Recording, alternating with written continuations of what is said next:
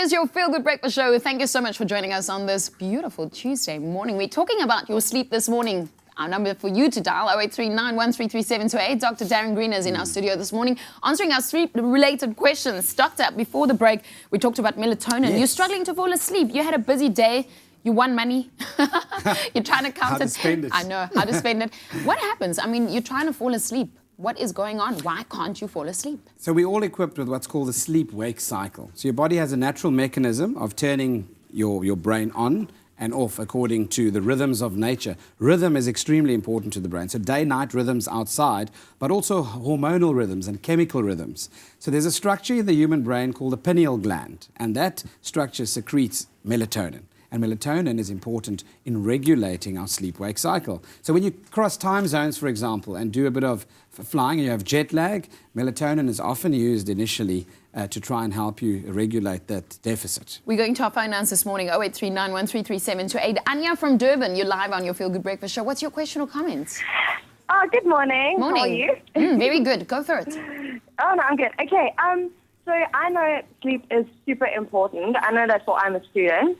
But with regards to my mom, now she's suffering from insomnia. And we've tried everything. We've tried medication. We've tried help. We've tried a thing, that you just calm down. But I would like to know, what is the causes actually of this and what would make it better? Like, I don't know if there's a cure right now, but like in such quick, instance. But yeah.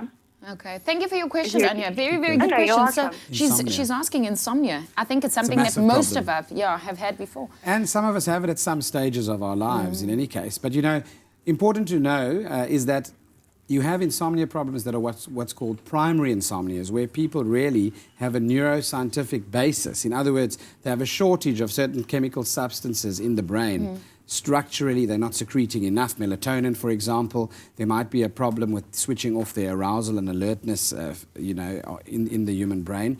And that, obviously, is a primary insomnia, which is very difficult to treat. She might have one of those, but first, secondaries need to be looked at. And that would imply, obviously, things that are secondary to medical conditions, metabolic conditions, and obviously looking a lot at her psychological well-being as well. We all know that stress interrupts your sleep. We all know, for example, that being hyperstimulated and having a poor routine in your day can also affect your sleep.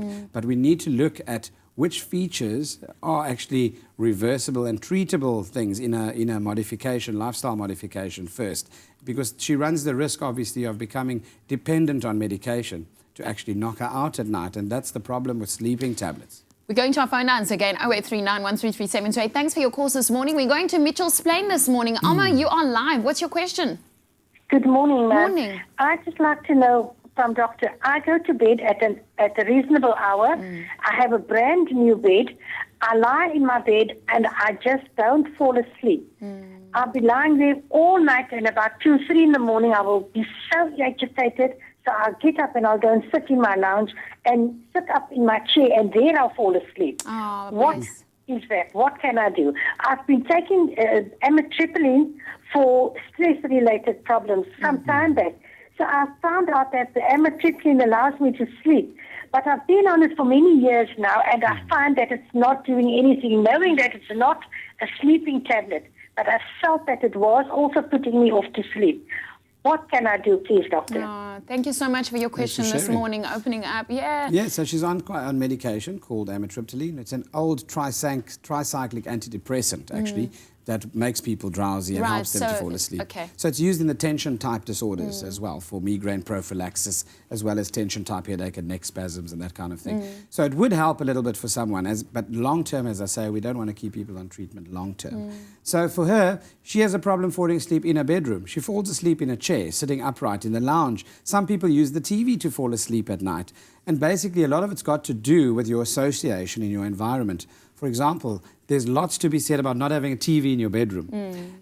Also, the light content. So there's a lot of manageable factors in terms of the temperature of the room, the light in the room, the noise in the room, etc. Those things need to be looked at first. But for her, one would certainly want to also look at what a daytime routine is. You need to be exhausted. Like children get so tired after playing in the daytime, they just pass out at night. They're so exhausted. So your physical activity and what you're burning must match. So we'll continue this question, and I want to delve into it and get more answers from our doctor. We're first going to head to our kitchen, and then we're going to continue our conversation on sleep. Thank you, doctor, for answering, and thank you for your questions as they're coming through. It seems like we're going to the kitchen this morning for some kusistas.